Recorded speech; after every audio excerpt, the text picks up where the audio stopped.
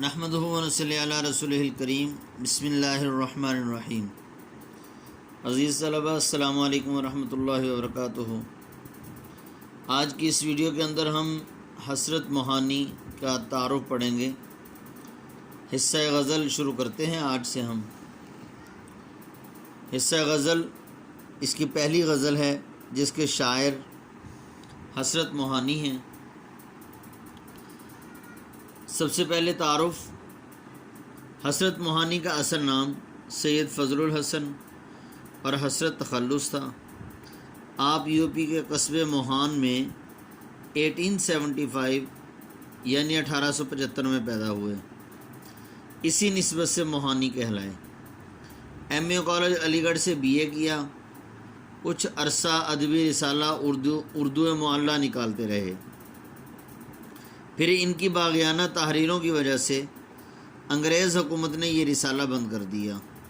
مطلب انگریز کے خلاف اس کے اندر چونکہ تحریریں لکھی ہوتی تھیں، مضامین ہوتے تھے، اس وجہ سے اس رسالے کو انگریز نے بند کر دیا۔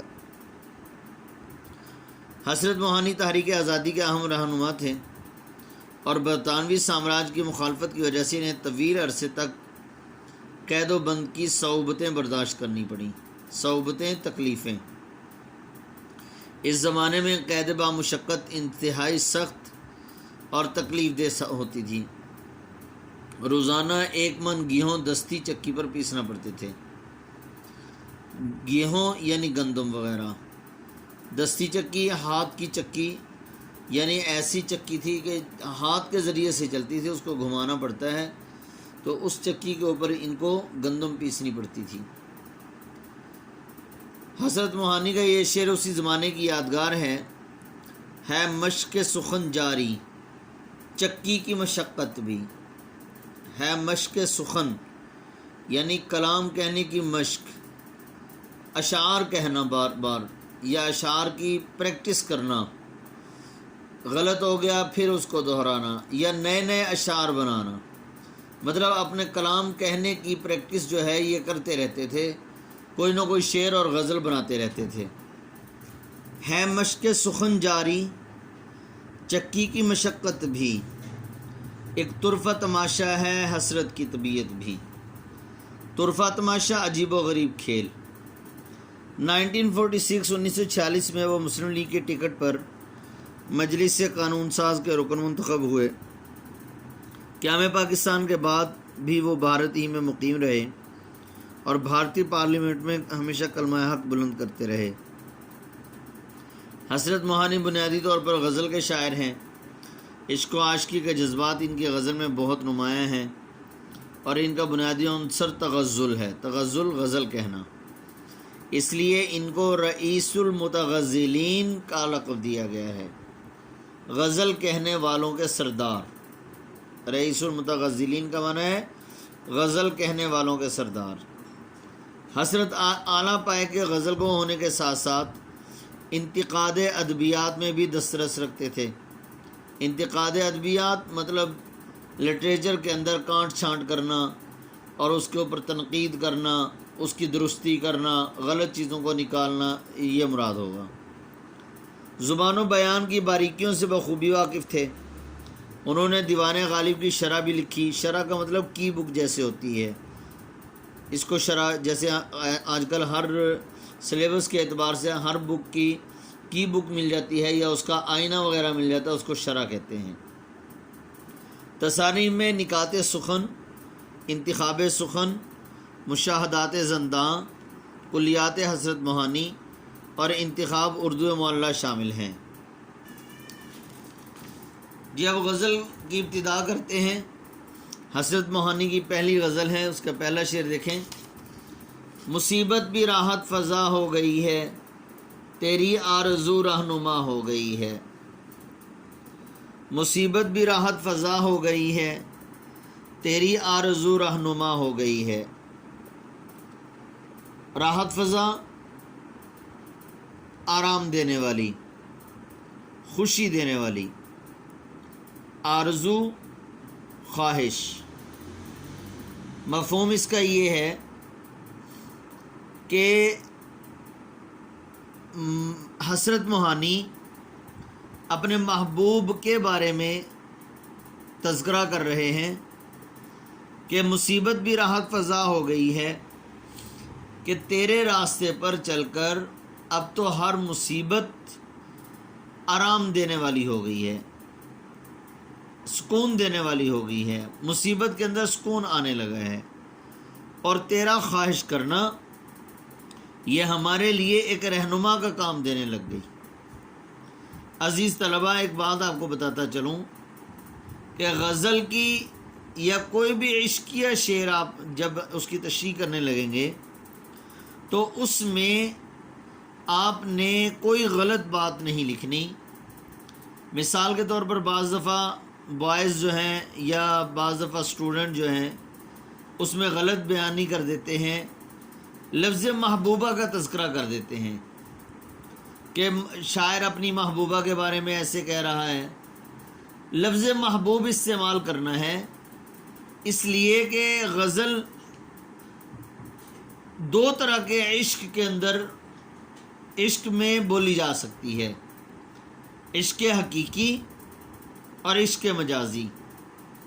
عشق حقیقی اللہ اور اس کے رسول صلی اللہ علیہ وسلم کا عشق ہے، اور عشق مجازی جو انسان دوسرے انسان سے محبت کرتا ہے اس کو عشق مجازی کہتے ہیں۔ تو ہم نے اس کی تشریح کرتے ہوئے لفظ محبوب لکھنا ہے، محبوبہ نہیں لکھنا۔ اور بعض دفعہ اسٹوڈنٹس جو ہیں وہ کسی اپنے دوست کی یا اپنی کوئی لو سٹوری لکھ دیتے ہیں، اپنے محبوب کا تذکرہ کر دیتے ہیں، تو اس طرح بھی نہیں کرنا۔ کیوں؟ اس لیے کہ اگر پیپر مارک کرنے والے نے، ایگزامینر نے اگر وہ پڑھ لیا تو پھر لفظ محبوبہ سے، لفظ محبوبہ لکھنے سے یا اس کا تذکرہ کرنے سے وہ ساری کی ساری تشریح غلط تصور ہوگی۔ اور دوسری بات یہ ہے کہ ہو سکتا ہے جب شاعر محبوب کا تذکرہ کر رہا ہے، محبوب اللہ تعالیٰ بھی ہو سکتا ہے۔ اب بعض غزلیں ایسی ہوں گی کہ ان کے اندر زلفوں کا تذکرہ ہے، ہو سکتا محبوب کی زلفیں ہوں، تو اب وہاں پر بھی آپ نے لفظ محبوب ہی لکھنا ہے۔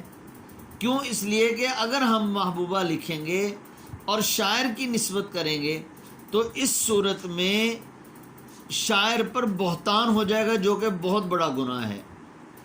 اس لیے اس چیز کا خاص خیال رکھنا ہے، لفظ محبوب ہی لکھنا ہے۔ تو شاعر، اب تشریح کی طرف آتے ہیں، شاعر اس شعر کے اندر، پہلے شعر کے اندر کہتے ہیں اپنے محبوب سے تذکرہ کرتے ہوئے کہ اے محبوب، تیرے راستے میں جب سے چلنا شروع کیا ہے اس وقت سے جتنی بھی مصیبتیں تیرے راستے میں آئیں وہ تمام کی تمام میرے لیے سکون کا باعث بننے لگ گئی ہیں۔ شروع کے اندر انسان کو جب تکلیفیں ملتی ہیں محبوب کے راستے پر، جب انسان کسی سے بھی محبت کرنے کی کوشش کرتا ہے، محبت کا دعویٰ کرتا ہے یا محبت کر بیٹھتا ہے، اور تو اس صورت میں اس کو بہت زیادہ مصائب اٹھانا پڑتے ہیں۔ جیسے حدیث پاک کے اندر آتا ہے، پیارے حبیب صلی اللہ علیہ وسلم کو ایک صحابی نے آ کر عرض کیا، یا رسول اللہ مجھے آپ سے بڑی محبت ہے۔ جی مفہوم یہ بنتا ہے حدیث پاک کا کہ جس وقت صحابی نے یہ دعویٰ کیا تو حضور صلی اللہ علیہ وسلم نے فرمایا 2-3 مرتبہ کہ سوچ سمجھ کر کہو کیا کہہ رہے ہو۔ عرض کرنے لگے، یا رسول اللہ مجھے آپ سے بڑی محبت ہے۔ فرمایا کہ پھر اس طرح سے اپنے اوپر مصیبتوں کے اترنے کا انتظار کرو جس طرح کے اونچی جگہ سے، یعنی پہاڑی سے پانی اترتا ہے۔ اب پہاڑ کے اوپر سے پانی اترنے لگے تو کتنی تیزی سے پانی نیچے کی طرف آتا ہے، اسی طرح آزمائشیں، مصیبتیں، فتنے انسان کی طرح متوجہ ہوتے ہیں۔ ہم دنیا کے اندر دیکھتے ہیں کسی کو، ایک آدمی دوسرے سے محبت کا دعویٰ کر بیٹھتا ہے تو اب اس کو طرح طرح کی باتیں سننی پڑتی ہیں، مشقتیں برداشت کرنی پڑتی ہیں، مزاج کے خلاف باتیں ہو جاتی ہیں، اپنے طعنے دینے لگ جاتے ہیں۔ تو اس صورت میں یہ بہت بڑی مصیبت ہوتی ہے۔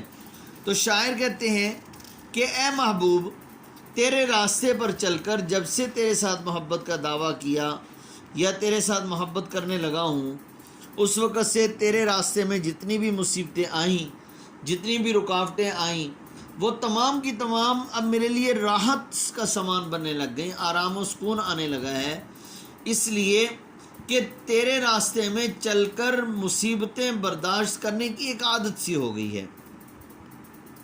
اور جیسے جیسے تیرے راستے میں ہمارے لیے مصیبتیں آتی ہیں، میرے لیے مصیبتیں آتی ہیں، مجھے اس میں سکون بھی ملتا ہے، اور میں جتنی زیادہ مصیبت کو برداشت کرتا ہوں اور میں سوچتا ہوں کہ یہ تکلیف ختم ہو جائے گی، لیکن تکلیف تو ختم ہونے کا نام نہیں لیتی، تکلیف ایک اور مصیبت، ایک اور آزمائش آ جاتی ہے، وہ اور آزمائش آ کر تیری آرزو کے اندر اضافہ کر دیتی ہے، اور تیرا آرزو کرنا میرے لیے رہنما کا کام جو ہے وہ بتا دیتا ہے، یعنی رہنما کا کام دیتی ہے کہ جیسے جیسے کوئی مصیبت آتی ہے، اس مصیبت کے آنے کے بعد تیری تمنا، تیری خواہش میرے دل میں بڑھنے لگتی ہے، اور پھر وہ خواہش جو ہے وہ میرے لیے جس طرح ایک آدمی کو ایک رہنما مل جاتا ہے اور وہ سیدھے راستے کی طرف رہنمائی کا کام دیتی ہے،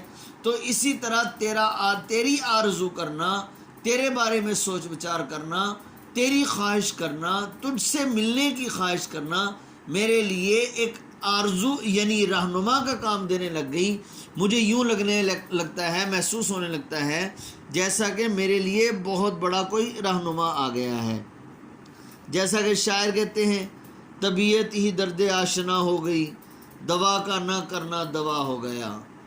طبیعت ہی درد آشنا ہو گئی، یعنی اب طبیعت بھی درد کو پہچاننے والی ہو گئی ہے۔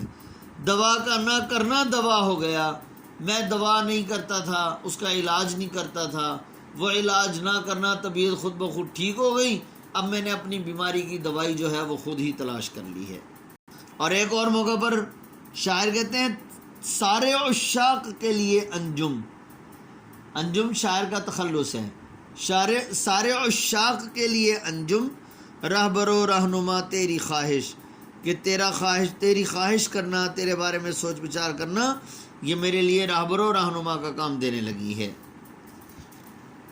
جی دوسرا شعر دیکھیں، یہ وہ راستہ ہے دیار وفا کا، جہاں باد سرسر صبا ہو گئی ہے۔ دیار وفا، وفا کا دیس، باد سرسر آندھی مراد ہے، یہاں پہ تیز گرم ہوا، یہاں پر طوفان مراد ہے، آندھی مراد بہت زیادہ مصیبتیں۔ صبا، صبح کے وقت جو ٹھنڈی ٹھنڈی ہوا چلتی ہے اس کو صبا کہتے ہیں، دل کو بڑا سکون بخشتی ہے، طبیعت کو بڑی تر و تازگی بخشتی ہے، بڑی تر و تازگی دیتی ہے۔ یہ وہ راستہ ہے دیار وفا کا، جہاں باد سرسر صبا ہو گئی ہے۔ شاعر کہتے ہیں، یہ راستہ ایسا ہے وفا کے دیس میں چلنے کا، جہاں پر آندھی یہ اس طرح محسوس ہوتی ہے جیسا کہ صبح کی ٹھنڈی ٹھنڈی ہوا چل رہی ہو۔ اب شاعر اس شعر کے اندر ایک اصول بیان کر رہے ہیں کہ انسان جب محبوب کے راستے پر چلتا ہے، محبوب سے ملنے کے لیے چلنے لگے، یا محبوب کو فالو کرنے لگے، محبوب کے نقش قدم پہ چلنے لگے، جیسے جیسے محبوب کہتا جاتا ہے ویسے ویسے کرنے لگے، تو انسان کو بہت زیادہ مصائب برداشت کرنا پڑتے ہیں۔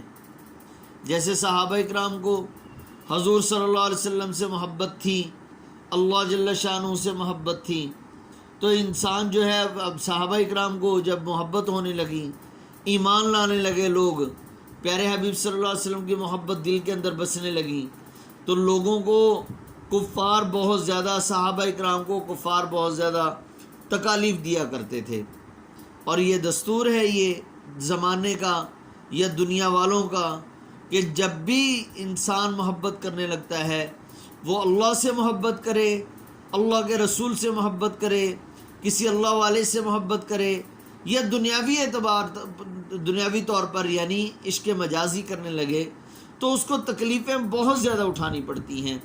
تو شاعر کہتے ہیں کہ یہ وفا کے دیس پہ چلنا، یعنی کسی کو بھی اپنا بنا لینا، کسی سے بھی محبت کرنا، عشق و عاشقی کا راستہ اختیار کرنا، یہ ایسا راستہ ہے کہ اس راستے پر بہت زیادہ مشکلات برداشت کرنی پڑتی ہیں، بہت زیادہ طعنہ طنز اور اس طرح کی ساری چیزیں برداشت کرنی پڑتی ہیں۔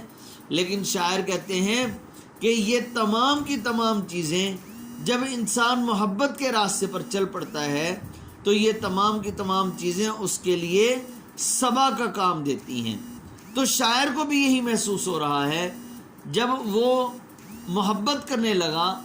اب یہاں پر عشق مجازی اور عشق حقیقی دونوں مراد لیے جا سکتے ہیں کہ جب وہ محبت کرنے لگا، عشق کرنے لگا اور دیار وفا کے راستے پر چل پڑا، وفا کے دیس کے راستے پر چل پڑا، تو اس صورت میں اس کو بہت زیادہ مصائب کا سامنا کرنا پڑا۔